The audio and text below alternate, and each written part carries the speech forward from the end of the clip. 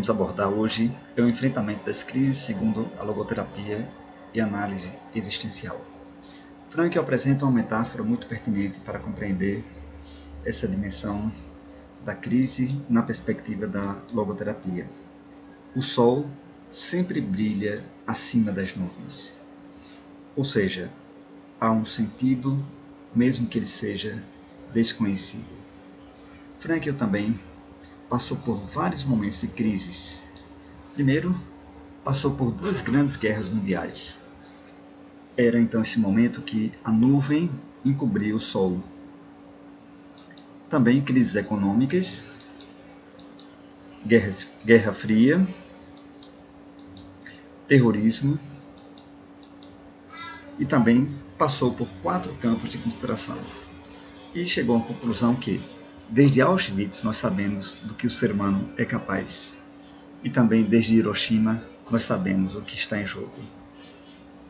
Frankl, então, sempre foi um ser humano que disse sim à vida apesar de tudo.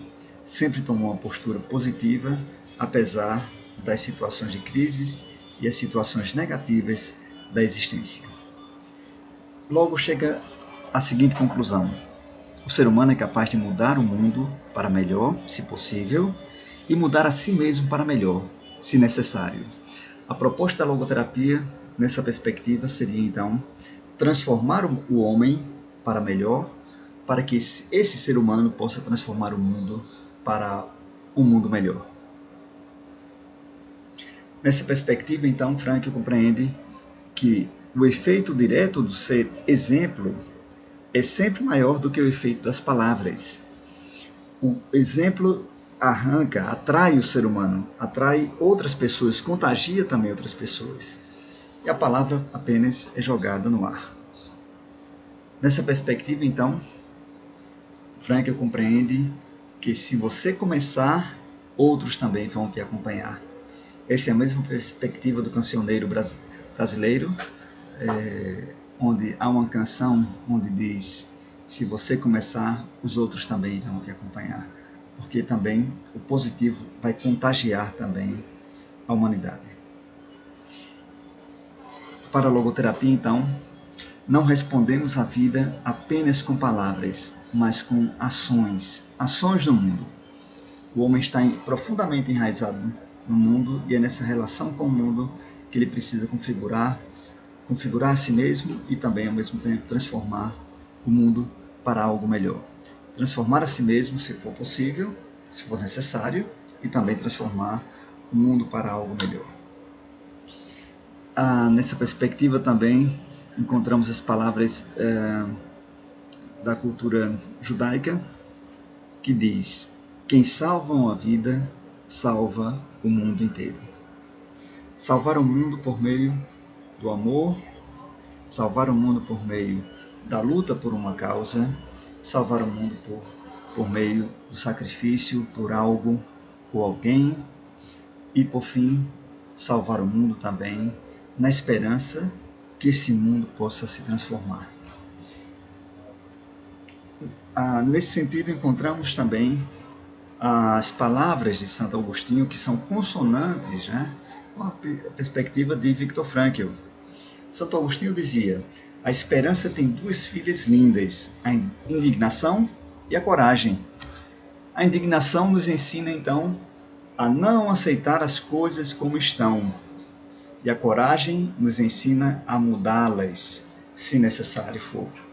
Então, indignação e coragem são frutos da esperança. A esperança também é um esperançar, é um agir no mundo. É um indignar-se, mas não é uma passividade. É agir para transformar o mundo. Agir com coragem, com convicção, por meio de um sentido. La Fontaine também diz que a paciência e o tempo dão mais resultados do que a força e a raiva. Então, essa perspectiva da paciência, do tempo, da esperança, da indignação e da coragem, isso faz parte também do sentido. O sentido, ele também é paciente.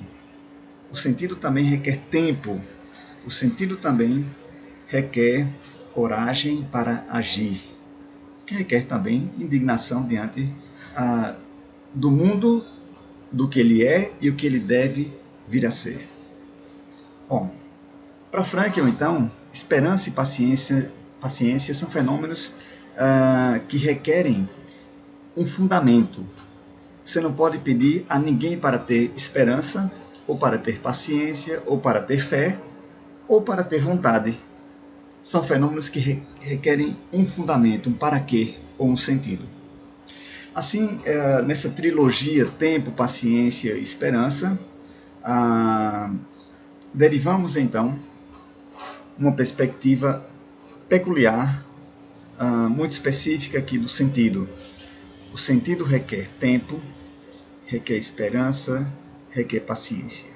Paciência vem da terminologia patientia, que é derivado também de patiens, sofrimento. É uma paciência também ativa e não passiva.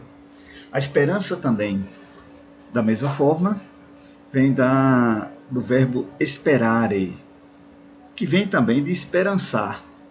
Esperançar também não é uma atitude passiva, mas ao mesmo tempo uma atitude também ativa. E o sentido também requer tempo, não o tempo cronológico, mas o tempo kairos, o tempo oportuno. Então é nessa trilogia que pensamos que o sentido possa ajudar o ser humano a superar as crises. Eu preciso de paciência, preciso de esperança, preciso também compreender o momento oportuno. Frankl então considera que esperar até que o sentido comece a brilhar, posto que o sentido está sempre brilhando por trás das nuvens. Há um provérbio chinês também que diz que um momento de paciência pode evitar um grande desastre.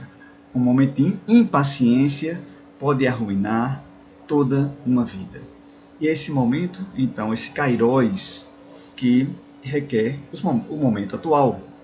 Ou seja, um momento de ter mais paciência do que ter impaciência. Frankl ensina também sobre a importância da fé no sentido, a fé no logos, posto que o logos é mais profundo do que a razão. Essa fé no logos seria um caminho eficaz para lidar com o sofrimento e também lidar com a crise. Assim, no primeiro momento, encontramos que há uma crença que o ser humano tem um núcleo espiritual como uma necessidade para o sentido. Então, essa crença desse núcleo espiritual diz respeito à dimensão especificamente humana que nos difere dos animais. Há algo a mais do ser humano, algo a mais que o faz ter uma sede de sentido. E se o homem tem uma sede de sentido, logo deve existir também um sentido a ser encontrado no mundo, posto que o homem e o mundo se encontram em uma verdadeira unidade. A segunda perspectiva diz que há uma crença, e essa crença existe uma ordem coerente no mundo. Há uma ordem coerente, há um sentido, mesmo que ele seja desconhecido. E em terceiro, há uma crença que há um sentido potencial em cada situação. A cada momento, há um sentido latente nas situações que o ser humano pode descobrir e desvelar por meio de sua consciência intuitiva. Ao perceber o sentido, o ser humano se atrai espontaneamente, como um ímã atrai o metal, assim também o ser humano é atraído espontaneamente pelos valores e pelo sentido. Bom, Frankl nos ensinou a dizer sim à vida apesar de tudo. E essa lição ele retirou do próprio campo de concentração. Apesar de tudo, significa apesar das nuvens escuras, que quando o ser humano se encontra no momento de uma crise. E dizer sim à vida é dizer sim, posto que o sol ainda brilha por trás das nuvens. Então, esse é um lema da logoterapia, é uma frase que representa a perspectiva teórica de Frankl, a perspectiva filosófica e a perspectiva de um otimismo trágico. Eu não consigo ver o sol, posto que está por trás das nuvens, mas eu preciso dizer sim à vida, posto que o sol ainda brilha por trás das nuvens. Então, nessa estrutura de pensamento, Frankl vai propor um caminho para não perder a esperança e para a superação das crises. Primeiro momento, o primeiro indicador seria não perder a esperança. Não perder a esperança, posto que o sol ou as estrelas ainda brilham, só que o ser humano, no momento da crise, não consegue percebê-las, mas pode ter uma confiança e uma fé e um olhar com confiança para o futuro. Ninguém conhece o futuro. Ninguém sabe o que vai acontecer. Ninguém sabe o que vai acontecer daqui a 1 hora. Frankl dizia isso para os prisioneiros no campo de concentração. No nosso caso, ninguém sabe o que vai acontecer daqui a 1 hora, daqui a 1 semana, daqui a 1 mês, daqui a 6 meses. Posto que a vida sempre espera algo do ser humano. O mais importante nessa perspectiva não é o que o ser humano espera da vida, sim o que a vida espera de você. Pode esperar por uma obra, ou uma obra ser realizada, uma ação no mundo, algo que está faltando, que precisa ser realizado. Pode esperar também uma pessoa que espera por você, uma pessoa amada, ou um trabalho a ser realizado. Frankl também fala do sentido, ou seja, o sentido permeia tanto o futuro, o passado, quanto o presente.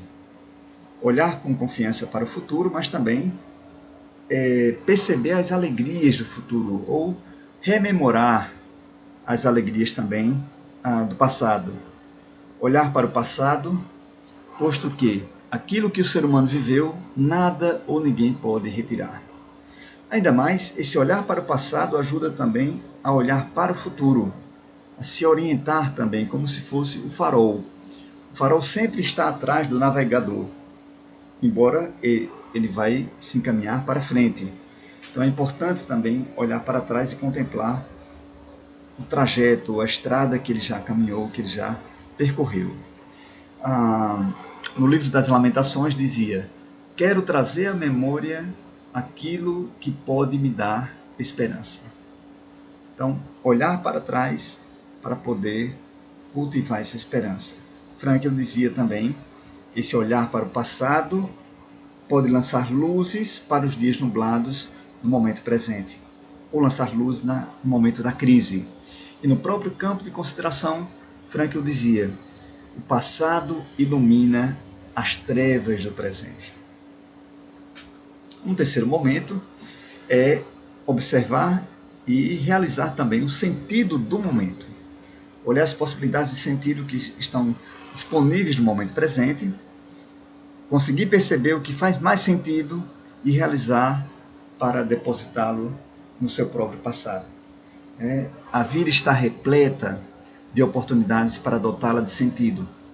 Basta ter uma consciência atenta e perceber as possibilidades que têm mais sentido, assim como as possibilidades que têm menos sentido. Assim sendo, o que tem mais sentido atrai espontaneamente o ser humano para a sua realização. Quarto caminho: recuperar o ânimo. Nunca desanimar. A recuperar o ânimo a partir também da perspectiva do sentido. Afinal, o sentido é o marca-passo da existência, é aquilo que dá ritmo à própria vida, à própria existência. Nossos esforços não perdem nunca o seu sentido. Essa é a conclusão de Frankl. Mesmo que o ser humano não saísse vivo do campo de consideração, tudo que ele realizou, nada ou ninguém pode retirar do mundo.